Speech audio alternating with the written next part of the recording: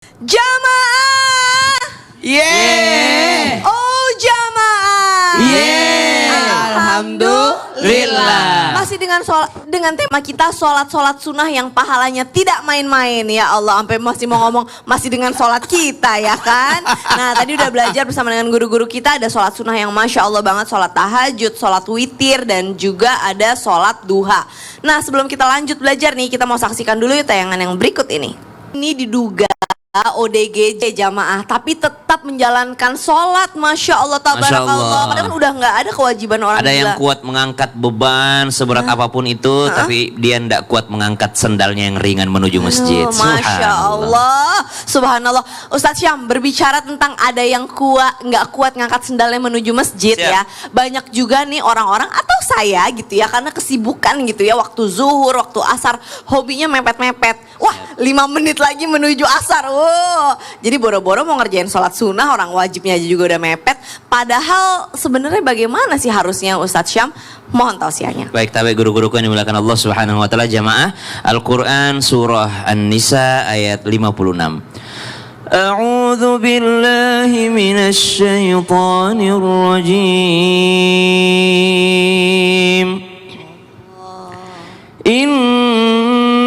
الذين كفروا بآياتنا سوف نصليهم نارا كلما نضجت جلودهم بدلناهم جلودا غيرها ليذوقوا العذاب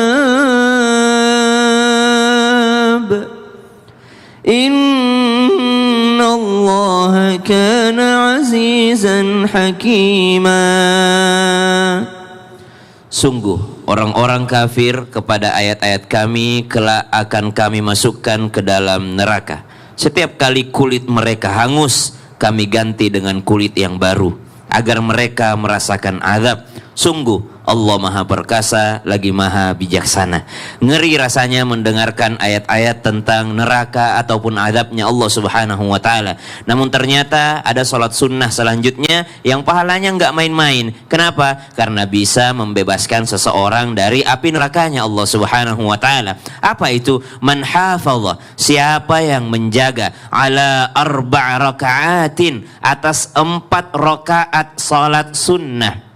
Sholat sunnah apa? Sholat sunnah yang muakkad, sholat sunnah yang sudah ditentukan waktunya, dan juga dia termasuk sunnah muakkadah yang sangat ditekankan. Apa itu? Qabla zuhri, 4 rakaat qobliya zuhur, wa 4 ba'daha, dan juga 4 rakaat setelah zuhur. Artinya 4 qobliyah dan juga 4 ba'diyah. Maka haruma 'alan nar atau haramahullahu 'alan nar, Allah akan mengharamkan neraka bagi orang tersebut. Hadis riwayat Tirmidzi dan juga Ibnu Majah.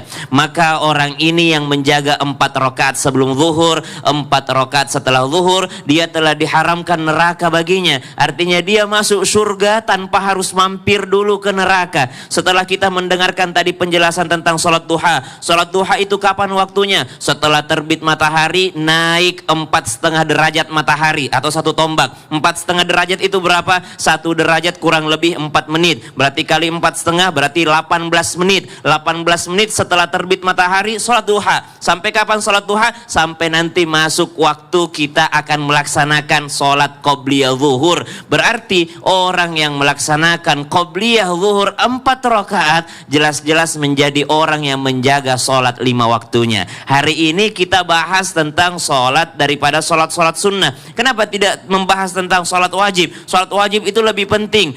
Karena orang yang menjaga sholat sunnahnya sudah pasti dia lebih menjaga lagi sholat wajibnya. Kalau dia sudah berusaha melaksanakan qobliyah, berarti dia sudah sangat siap untuk melaksanakan sholat zuhur. Banyak yang bertanya, bagaimana caranya biar khusyuk dalam sholat? Di antara yang membuat seseorang bisa khusyuk dalam sholat 5 waktunya, karena dia sudah pemanasan. Apa pemanasannya? Dia sudah khusyuk pada wudunya, dia sudah khusyuk pada qobliyahnya, apalagi 4 rakaat qobliyah zuhurnya, maka insya Allah sholat zuhurnya bisa khusyuk. Masya Allah, kayak mobil aja kalau ada bempernya, minimal yang rusak bempernya dulu, mobilnya masih bagus. Subhanallah. Ya, Masya Allah, jazakallah khair. Siap, sama-sama. Kasih tepuk tangan dulu dong Bu, luar biasa.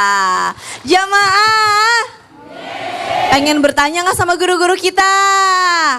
Kalau mau, kalau gitu kita sekarang masuk deh ke segmen Tanya Dong Ustadz. Kami semua tanya dong Ustaz.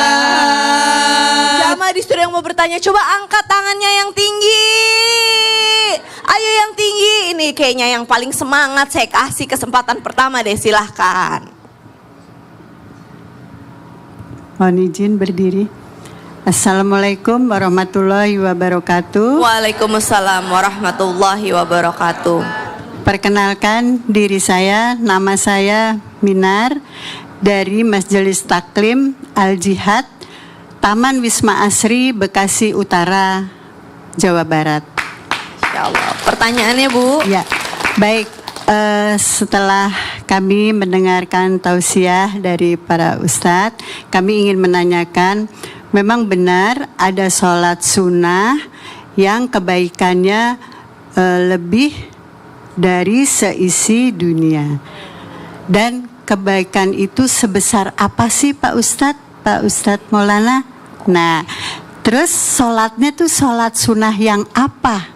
Baik, terima kasih Ibu Minar, terima kasih banyak. Terima kasih Pak Ustadz, Bu. Ustadz Maulana. Assalamualaikum warahmatullahi wabarakatuh. Waalaikumsalam warahmatullahi wabarakatuh. Boleh silahkan langsung dijawab Ustadz Maulana, monggo Iya, silahkan. makasih banyak. Dengerin baik-baik. Buat semua jamaah, dengerin. Ternyata yang ditanyakan ibu, pasti ibu tahu. Salat sunat apa, Bu? Qobliyah apa? Qabliyah subuh. Betul. Atau salat sunat fajar. Barang siapa yang salat sunat fajar 2 rakaat atau qabliyah subuh, lebih baik daripada dunia seluruh isinya.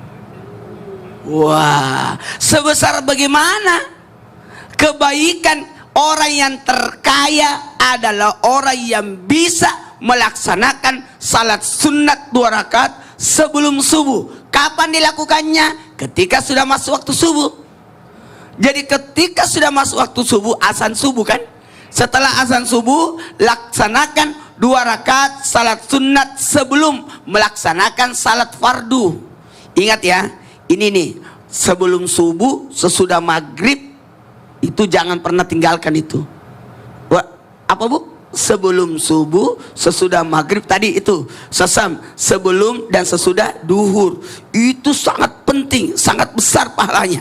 Kenapa? Kebaikannya, sekali lagi, kebaikannya lebih baik daripada dunia seluruh isinya. Berarti kita menjadi kaya.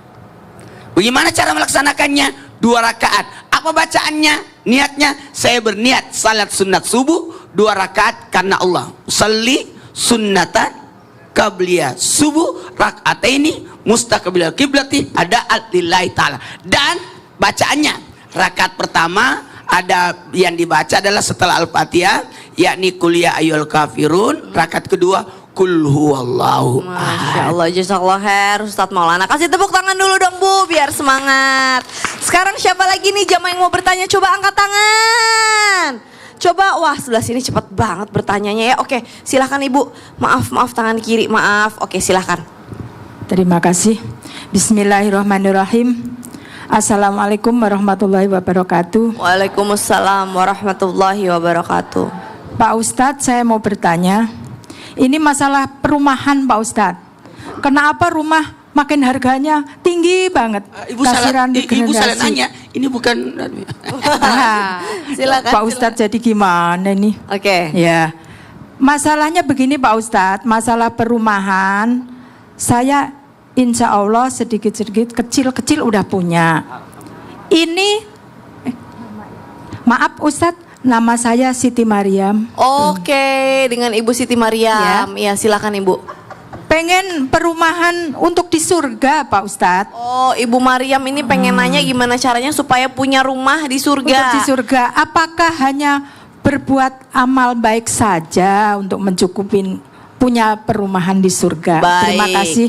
Wassalamualaikum warahmatullahi wabarakatuh. Waalaikumsalam warahmatullahi wabarakatuh. Ibu Mariam, pertanyaannya bagus banget. Gimana caranya nih Ustadz Bani supaya kita bisa nyicil rumah yang ada di surga insya Allah? Masya Allah, mudah-mudahan semua kita yang hadir di studio dan para pemirsa Islami Indah dimanapun berada, Allah mudahkan punya rumah insya Allah yang mendatangkan kedamaian dan ketentraman di dunia ini. Tapi selain itu mudah-mudahan kita juga punya rumah di surganya Allah Subhanahu wa Ta'ala. Kalau di dunia kita punya rumah, di sana juga punya rumah insya Allah. Bagaimana caranya? Kata Rasul sallallahu alaihi wasallam, riwayat Ibunda Aisyah radhiyallahu anha warḍaha. Ini bisa kita temukan dalam ada Sunan Imam At-Tirmidzi, Ibnu Majah, Abu Daud dan yang lainnya. Kata Rasul sallallahu alaihi wasallam, "Man sabara ala thintai asyrata raka'atin." Barang siapa yang mendawamkan 12 rakaat dalam sehari semalam, bunya lahu baitun fil jannah. Allah akan siapkan untuk dia rumah di surganya Allah Subhanahu wa Ta'ala. Jadi cara kita mencicil rumah di surga bagaimana? Mendawamkan 12 rakaat. Kapan saja itu? Arba' rakaatin qabla zuhri, dibahas oleh guru kita tadi Ustaz Syam. 4 rakaat sebelum zuhur. Lalu ditambah 2 rakaat ba'da zuhri, 2 rakaat setelahnya. Lalu setelah itu ditambah lagi 2 rakaat ba'da maghrib, setelah maghrib. Ditambah lagi 2 rakaat setelah isya. Ditambah 2 rakaat lagi qabla subhi, 12 rakaat. Ini yang disebut dengan sunnah-sunnah muakkadah tadi. Disebut dengan rawatib. Apa arti rawatib? Mengiringi apa? Mengiringi salat fardu. Ada yang sebelum disebutnya qobliyah, ada setelah namanya ba'diyah. Gitu. Ba'da itu telah, qobla sebelum. Ini ada yang sebelum, ada yang setelah. Nah, ini ada yang disebut dengan muakkad. Yang 12 ini itu yang muakkad, sangat ditekankan. 4 rakaat sebelum zuhur, 2 rakaat setelahnya. Ustaz, kalau saya bisanya cuma 2 rakaat boleh, tapi kalau 4 itu lebih afdal lagi. Lalu 2 rakaat setelah maghrib. Ustaz, saya sebelum maghrib pengen sholat 2 rakaat boleh apa enggak? Boleh, tapi itu ghair muakkad. Ustaz, berikutnya adalah 2 rakaat setelah isya. Sebelum isya mau sholat boleh enggak? Boleh, tapi ghair muakkad. Yang muakkad adalah ba'da isya. Lalu setelah itu qobliyah subuh, 2 rakaat tadi dibahas oleh guru kita Ustaz Maulana. Masya Allah, pahalanya lebih baik daripada dunia dan segala isinya. Ini kalau kita dawamkan, jaga 12 rakaat ini, Allah sediakan untuk kita rumah di surganya Allah Subhanahu wa Ta'ala. Rumah di sana, kata Rasulullah sallallahu alaihi wasallam, yang paling kecil, paling sederhana, paling tipe SSSSS kalau di dunia ya. Sangat sempit sekali sehingga selonjoran pun susah. Berapa S-nya tuh? Di surga yang model tipe begitu butuh waktu 70 tahun untuk kelilingin rumahnya. Insya Allah. Wow. Ada kita masuk gerbang untuk kelilingin rumah kita butuh waktu 7 jam? Nggak ada. 70 tahun baru selesai dia keliling rumahnya itu. Masya Allah. Fasilitas yang Allah berikan untuk orang-orang yang mendapatkan rumah di surganya Allah Subhanahu wa Ta'ala. Lakinil ladzina taqaw rabbahum lahum ghurafum min fawqiha ghuraf mabniyatun tajri min tahtiha al-anhar wa'dallahi la yukhlifullahul mi'ad. Dalam surat Az-Zumar ayat 20. Kata Allah Subhanahu wa Ta'ala, orang-orang yang bertakwa kepada Allah Subhanahu wa Ta'ala, mereka dapatkan rumah istana itu yang bertingkat-tingkat, yang di bawahnya itu mengalir sungai-sungai. Masya Allah, luar biasa indah, fasilitasnya lengkap. Cuman ada yang kurang fasilitasnya. Apa itu? Di surga tidak ada kasur untuk tidur. Kenapa tidak ada? Karena penghuni surga tidak tidur. Jangankan tidur, ngantuk aja enggak. Kenapa? Karena tidur, kata Rasulullah, akhul maut, saudaranya kematian. Tidur tanda lelah, tanda capek. Di surga la yamassuna fiha min nasabin wala lughub. Tidak ada lelah, tidak ada capek di surga itu. Jadi nggak ada ngantuk aja, nggak ada Bu, nggak ada. Semua seger, menikmati semua kenikmatan yang Allah berikan. Maka Allah katakan yanzurun, mereka alal araiki yanzurun, selalu menatap, selalu melihat karena tidak pernah tidur. Yang kedua, di surga tidak ada kamar mandi rumahnya. Kenapa tidak ada toilet, tidak ada kamar mandi? Karena penghuni surga tidak akan buang air kecil maupun buang air besar. Masya Allah. Nggak makan Ustaz, makan. Kok bisa nggak makan? Kok bisa makan? Kok bisa minum tapi nggak buang air? Begitulah kata Rasulullah ketika kita 9 bulan berada di dalam kandungan, kita makan dan minum tapi tidak keluar tuh Mbak Caca. Masya Allah. Maka sangat mudah buat Allah di surga memberikan semua kenikmatan kepada kita tanpa pernah membuang air. Kalau orang bilang di dunia itu ada happiest place on earth, kata siapa? Enggak lah. Tempat bahagia-bahagianya di dunia itu tetap sakit perut mah sakit perut ya. Kecuali kita masuk surga tuh baru nggak ada sakit perut. Jazakallah khair, Ustadz Bani. Kasih tepuk tangan dulu dong Bu. Luar biasa. Siapa lagi nih jamaah yang pengen bertanya? Coba angkat tangan. Aduh, kayaknya yang sebelah sini dulu deh nih, biar sekalian nih saya kasih kesempatan lagi Bu, silahkan. Terima kasih. Assalamualaikum warahmatullahi wabarakatuh. Waalaikumsalam warahmatullahi wabarakatuh. Perkenalkan, nama saya Reni dari Majelis Taklim Al Jihad. Taman Wisma Asri, Bekasi Utara. Yang ingin saya tanyakan pada Pak Ustadz Syam, Siap Ibu. katanya kita kalau setelah melakukan wudhu, kita melaksanakan sholat sunnah. Nah itu sholat sunnah seperti apa? Dan manfaatnya bagi kita apa? Terima kasih. Wassalamualaikum warahmatullahi wabarakatuh. Waalaikumsalam warahmatullahi wabarakatuh. Terima kasih Ibu Reni. Silahkan Ustadz Syam. Tabe guru-guruku, Al-Quran surah Al-Ma'idah ayat 6. A'udzu billahi minasy syaithanir rajim. Ya ayyuhalladzina amanu إذا قمتم إلى الصلاة فاغسلوا وجوهكم وأيديكم إلى المرافق وامسحوا برؤوسكم وأرجلكم إلى الكعبين وإن كنتم جنبا فاطهروا. Penggalan daripada Al-Quran surah Al-Ma'idah ayat 6 tentang orang-orang yang hendak melaksanakan sholat, maka basuhlah wajah, tangan hingga siku, kemudian sapulah kepala, kemudian kedua kaki sampai kepada Ka'bah ataupun dua mata kaki. Itu wajib-wajibnya wudhu. Tapi ada tambahan-tambahan lagi dengan sunnah-sunnahnya. Siapa orang, dalam sebuah riwayat disebutkan, ma min ahadin yatawadda, tidak ada seorang pun yang menyempurnakan wudhunya ataupun dia berwudhu, fayuhsinul wudhu, lalu dia sempurnakan wudhunya, wa yusalli rak'atain, kemudian dia salat 2 rakaat, yaqbalu, kemudian disebutkan bahwasanya dengan sepenuh jiwa dan raganya, maka orang tersebut akan diberikan, kecuali daripada semuanya pasti akan orang ini masuk ke surganya Allah Subhanahu wa taala. Tidaklah dia berwudu, menyempurnakan wudu, salat sunnah 2 rakaat, kecuali orang tersebut pasti diberikan surganya Allah Subhanahu wa taala. Bahasa sederhananya seperti itu.